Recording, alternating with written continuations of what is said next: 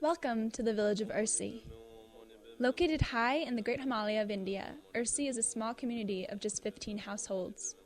The village is entirely Buddhist, made up of independent farmers who live off of the land. The people are easy to smile and forever extending invitations for visitors to join them for tea. Here, the world seems a blissful, non-threatening place. However, in early August of 2010, the village was devastated by a flash flood. Homes were destroyed, livestock was lost, and fields were buried in mud the consistency of concrete. 9 months later, families are still struggling to recover from this catastrophic event. 4 or 5 homes were pretty seriously damaged. Yeah. To varying degrees. And then a lot of the fields were covered in mud. That mud sets up like concrete pretty quickly, so you can hear this machine down here right now. It's provided by the government to clear off fields that were totally covered. And then I think a few runtucks, the traditional flour mills, were destroyed. Lost a lot of trees. And then they were, scared out of their minds.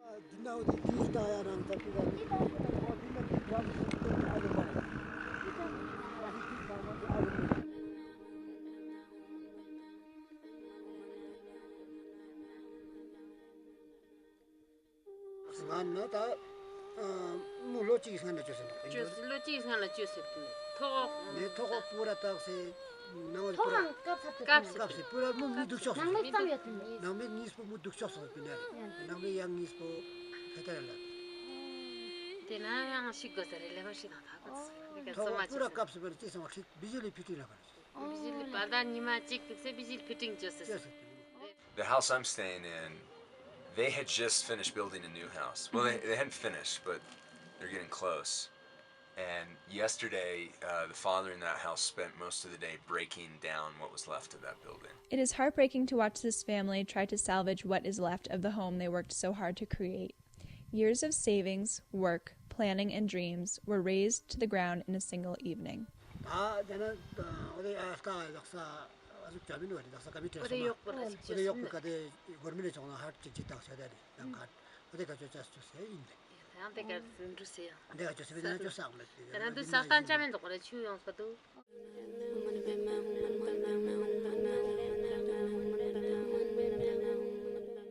The only evidence I've seen are these 4 or 5 prefabricated shelters.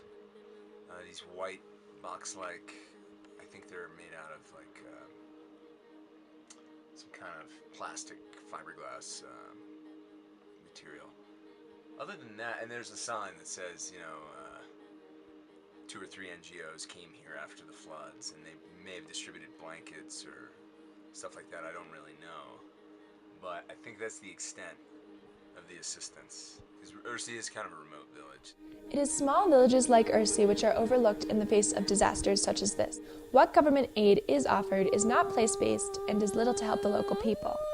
A perfect example are the prefab houses the Ursi Pods were given to replace their lost homes. Deposited in the village after the flood, most of the villagers consider them unfit to live in and instead use them to store their possessions. I think we have to understand there's a limit to what you can accomplish as an outsider. Yeah. Or even what you should attempt. We have a plane ticket home after a while. Yeah. So anything that happens here, the people here have to live with. Yeah. And so, the solutions have to come from them. Ursi strives to be a model village, despite recent hardships resulting from the floods.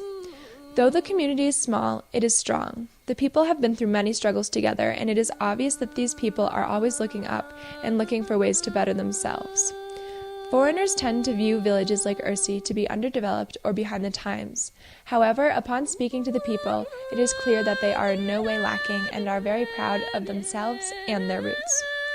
While these villagers term a model and utopian society as one that is both modern and sustainable, their community structure is already far more utopian than much of our Western world.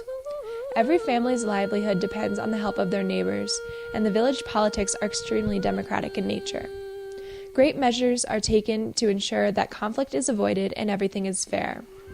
In a world full of conflict over resources and beliefs, It is to villages like Ursi that we should be turning for answers.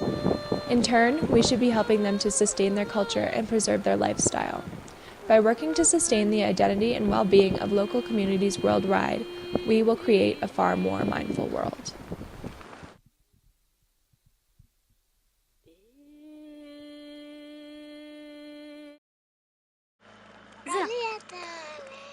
Nisha-sama-le. Aliato-le. Nisha-sa. Gen. Aliato-le. Tutula Zosteke. Aliato-le. Nisha-sama-le.